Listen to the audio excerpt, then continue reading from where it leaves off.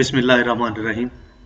मुअज़्ज़ज़ सामईन व नाज़रीन, ऐसे हालात में कि जब सारी दुनिया कोरोना से मसरूफ़ जंग है, एक जर्मनी के रिहायशी ने नबूवत का दावा किया है।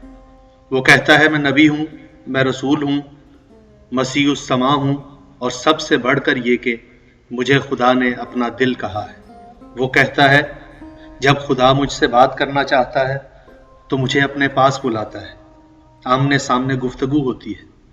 उसने एक इंटरव्यू में कहा, मेरा किसी मज़हब से ताल्लुक़ नहीं, मेरे मानने वाले वन फैमिली वर्ल्ड कहलाते हैं, और ये अकीदा गलत है कि अब कोई नबी नहीं आएगा। आप देखेंगे कि ये दुनिया अंबिया से भर जाएगी। और ऐसी 20 बातें जो मुद्दई नबूवत ने की, हम इस वीडियो में आपकी खिदमत में पेश करेंगे। नाजरीन, इससे पहले कि हम उस शख्स के मुतालिक और उसके अकीदे के हवाले से आपको बताएं, एक बात हम पहले ही वाज़े कर देना चाहते हैं कि मुसलमान होने के लिए ये शर्त लाजमी है कि रसूल खुदा सल्लल्लाहु अलैहि वसल्लम को अल्लाह का आखिरी नबी माना जाए। अगर ईमान की ये शर्त नहीं तो आपका ईमान मुसलमान होने के नाते मुकम्मल नहीं है। यही वजह है कि रसूल खुदा सल्लल्लाहु अलैहि वसल्लम ने हज़रत अली अलैहिस्सलाम को मुखातिब करके फरमाया, ए अली, तुम्हारी निस्बत मुझसे ऐसे ही है जैसे हारून को मूसा से थी, मगर मेरे बाद कोई नबी नहीं होगा। नाजरीन, बात का आगाज़ करने से कबल आपसे गुजारिश है, जज़ा टीवी को सब्सक्राइब करें, बेल आइकन को दबाएं, और अगर वीडियो अच्छी लगे तो इसे शेयर ज़रूर करें। नाजरीन, जाहिद खान नामी शख्स जो लाहौर में पैदा हुआ और एक अरसे से जर्मनी में मुकीम है, उसका ये दावा है कि वो नबी है, रसूल है, और खुदा ने उसे अपना दिल कहा है। नाजरीन, ये व्हाट्सएप के ज़रिए लोगों से रब्ता करता है और उन्हें अपना हम ख्याल बनाता है।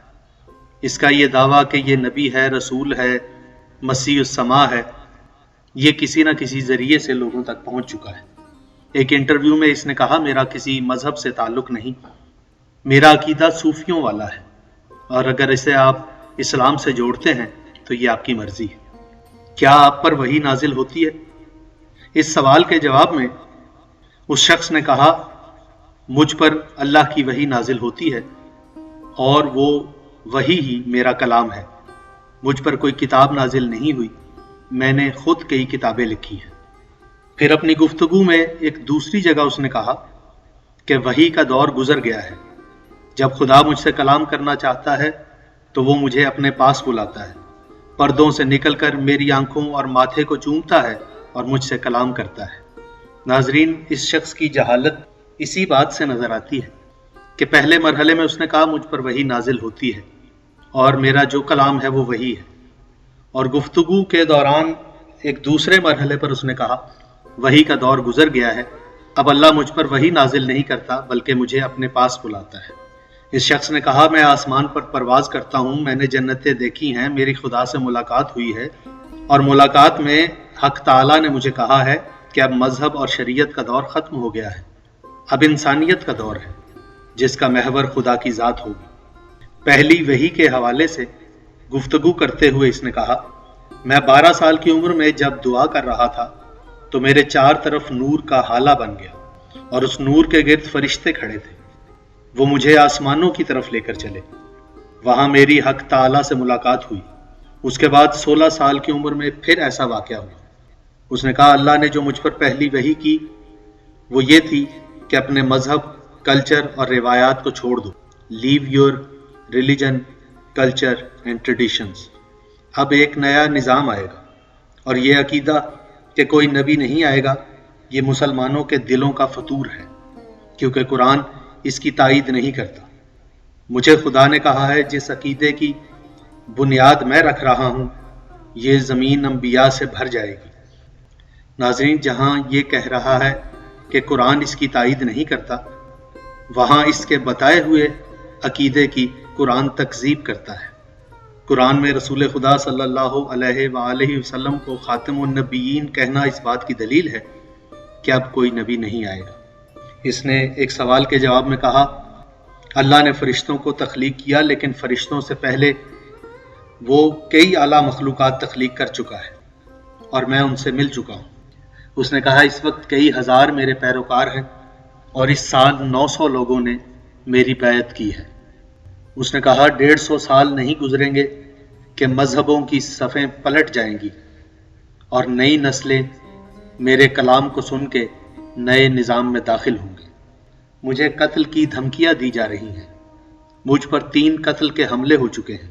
لوگ کہتے ہیں میں مال یا شہرت کے لیے یہ دعویٰ کر رہا ہوں، حالانکہ خدا نے مجھے چھپر پھاڑ کر دیا ہے۔ میں بتا دینا چاہتا ہوں کہ اگر میرے پاس ہزاروں زندگیاں بھی ہوتی تو میں خدا کے لیے اور محبت کے نام پر انہیں صرف کر دیتا۔ میرے پاس تو اتنا کچھ ہے، اگر میں چاہتا میں محل بنا کر آرام دہ زندگی گزار سکتا تھا اور ان قاتلوں، انتہا پسندوں، بھیڑیوں، مفتیوں اور مولویوں سے جان بچا سکتا تھا۔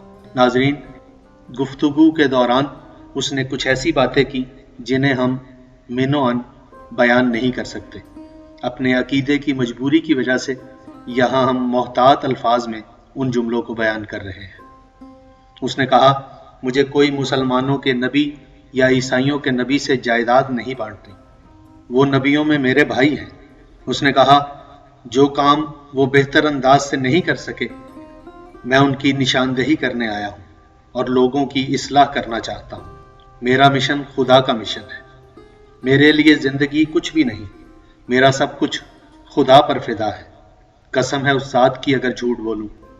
جب میں خدا کے حضور اعلیٰ و عرفہ جنتوں میں پہنچا تو اس نے مجھے مستقبل کی وہ جنتیں دکھائیں جہاں ابھی تک کوئی نہیں پہنچا، اور خدا نے مجھے کہا یہ جنتیں تیرے ماننے والوں کے لیے بنائی گئی ہیں۔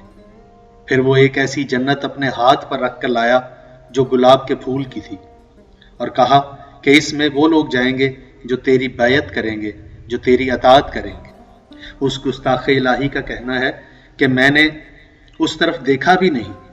اس وقت خدا نے مجھے کہا کہ میں نے تیرے لیے یہ جنت بنائی ہے اور تو اسے دیکھ بھی نہیں رہا۔ میں نے کہا حق تعالی مجھے انسانوں کے دکھ اور غم رلاتے ہیں، انسانوں کی اکثریت جہنموں کے اندر ہے۔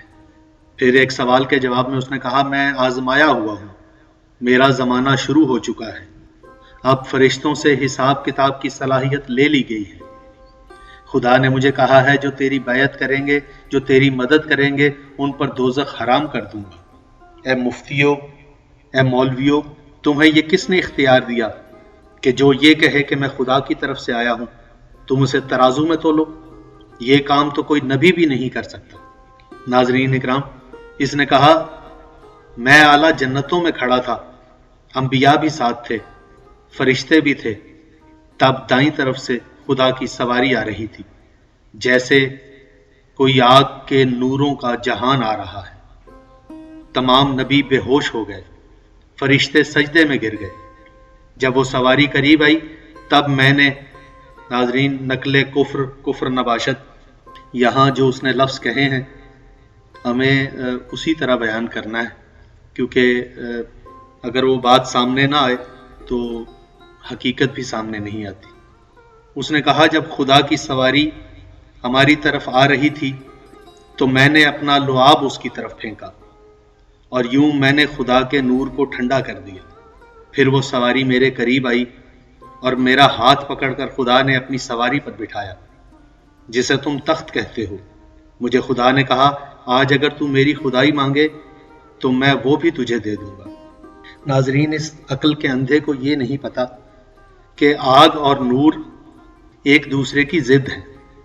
اللہ نور ہے، نور السماوات والارض اس نے قرآن میں کہا ہے، جبکہ آگ اس کی ضد ہے، اس کا مخالف ہے، اور وہ کہہ رہا ہے کہ آگ کے نوروں کا جہان آ رہا تھا۔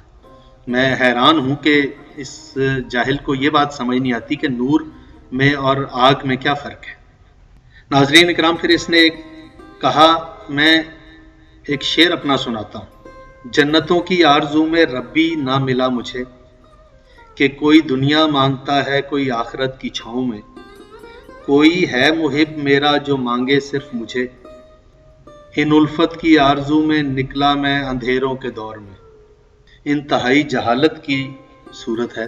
اس جاہل انسان کو یہ نہیں پتا کہ شعر 2 موزوں مصروں کا نام ہے، اور اس نے یہ جو 4 مصرے سنائے ہیں ان چاروں میں کسی ایک میں بھی وزن نہیں ہے، اور نبی وہ ہوتا ہی نہیں جس میں نقص موجود ہو۔ جو ایک مصرع وزن میں نہیں کہہ سکتا، وہ لوگوں کی زندگیوں میں وزن کیسے لا سکتا ہے؟ ناظرین، جب اس سے پوچھا گیا کہ مرزا غلام احمد کے بارے میں آپ کا کیا خیال ہے، تو اس نے کہا کہ وہ سچا نبی تھا اور میں نے اسے اللہ کی جنت میں سفید لباس میں دیکھا ہے، لیکن جو سچی باتیں اسے بتانا چاہیے تھی وہ اس نے نہیں بتائیں، اسی لیے ان کے فرقے میں اختلافات موجود ہیں۔ ناظرین اکرام، اگر اس کی گفتگو پر غور کیا جائے تو پہلے اس نے کہا غلام احمد سچا نبی ہے، اور پھر دوسرے ہی جملے میں کہا وہ جو سچی باتیں اس کو بتانا چاہیے تھی اس نے نہیں بتائی۔ ناظرین، گفتگو میں اتنا تضاد اور اتنا اختلاف کسی نبی کا کلام نہیں ہو سکتا۔ ہمارا یہ عقیدہ ہے کہ خاتم النبیین حضرت محمد صلی اللہ علیہ وآلہ وسلم آخری نبی ہیں، اور ان کے بعد جو بھی نبوت کا دعویٰ کرے وہ جھوٹا ہے۔ اسی عقیدے پر ہم اپنی بات کو ختم کرتے ہیں۔ امید ہے آپ کو ویڈیو پسند آئے گی۔ پسند آئے تو اسے شیئر ضرور کیجیے گا۔ اپنا بہت خیال رکھیے گا۔ شکریہ۔